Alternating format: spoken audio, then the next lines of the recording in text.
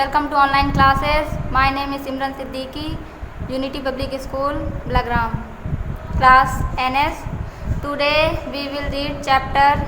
So without wasting any time, let's get it started. Class NS, subject GK.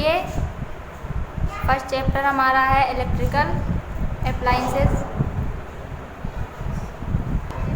Reading start. TABLELAMP table lamp. AIRCONDITIONER air conditioner. TUBELIGHT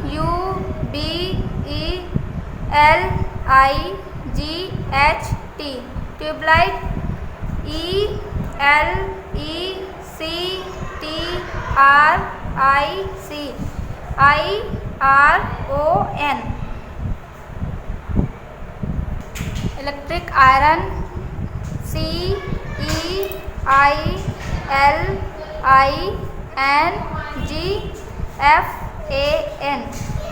ceiling fan. CFLLIGHT CFL light.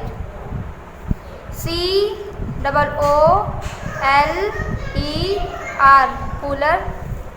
TVLEVISION television.